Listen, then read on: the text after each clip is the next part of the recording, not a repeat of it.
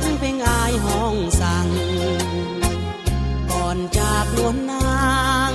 อายยังได้ให้สัญญาว่าจะหักนางหักเดียวตลอดสิว่าหากผู้ใดลืมลาฟ้านั้นสวยลงโทษให้อย่าลืมฟังเสียงเพลงอายห้องสิรินทรเนาะสิรินทรเป็นวิชาการปลูกฝังเลี้ยงสัตว์อยู่โครงการเนาะแล้วก็มีทางวิชาการประชาสัมพันธ์เนาะคือทานเป็นแก้วผู้จับกล่องอยู่หันหลังเนาะตรงนั้นก็ยังมีพีเอของเรา3ทานเนาะมีนางมันไส้น้องครับพี่สอบเมืองใส่สีขาเขาจดทานจดครับพี่สอบเมืองทานใส่และนางอินพงครับพี่สอบเมืองภูวงเนาะการสมบูรณ์พอนอจากอายไปก่อนทับสมัยเลยมันยัด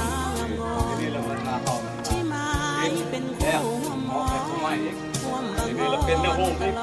สักของมาแค่หน่อยผมไม่ได้พักอีกเลยก็เลยมันมาก็เลยว่าเสนอหาทางโครงการนี่เขามาช่วยท่านมาช่วยเราทั้งโครงการเท่ากับทันที่เดิมที่กับปฏิบัติจากย้อนนี่หาขั้นตอนเนาะเป็นงานของเขามาเพื่อจะอาศัยบทเรียนจากคนอื่นอาศัยประสบการณ์มาอย่างคือขั้นตอนที่1ทั้งทีมงานจะเขามาเรื่องจะลงแนวความคิดเนาะจะลงความคิดของประชาชนนี้แต่ก็มาลงกับเฒ่าแก่แนวโฮมนากับพวกบ้านมาเทียนดีสร้างบ่กับสร้างขึ้นมาแล้วประโยชน์หยังแน่เฮาสิได้เนาะบัดนี้ก็สิ่งหลักๆอันด้วเฮาสิได้หยังเข้ามาฝึกตนเนาะมาลงกับเพิ่น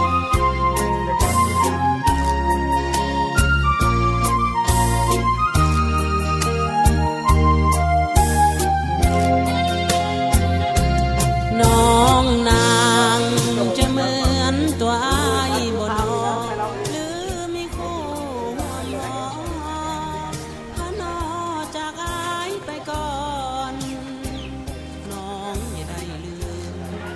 สัญญาเลยนะงามงอนที่หมายเป็นคู่ห่วงมอนห่วงบังอ่อนตลอดชีวิตอย่าลืมฟังเสียงเพลงอายเสียก่อนจะเข้านอนห้องวอนมากอมนิทานขอให้น้องนอนฝันดีเถิดนาขอน้องอย่าลืมลาสัญญาสองเอาเดินหน้า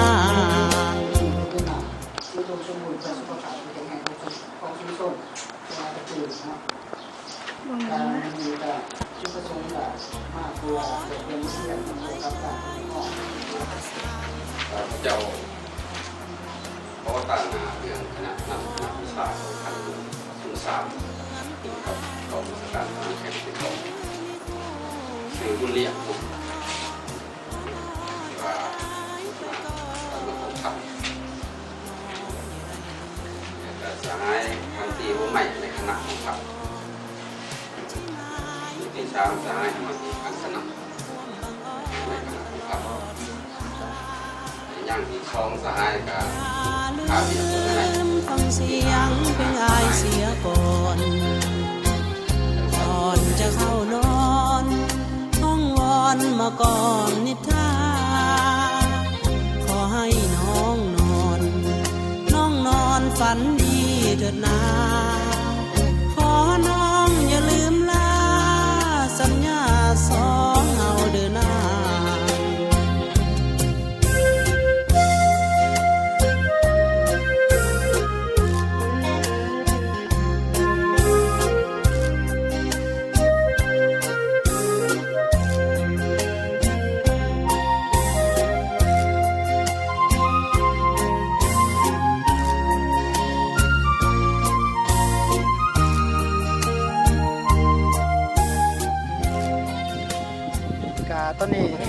ก็ได้มาฮอดบางสงวนบางเหือกเนาะซึ่งเป็นนั่นขอบเขตอนุรักษ์ของ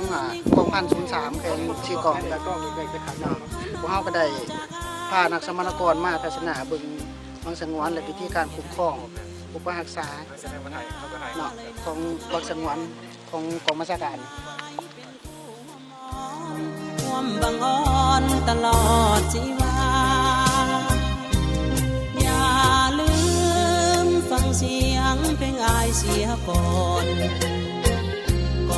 จะเข้านอน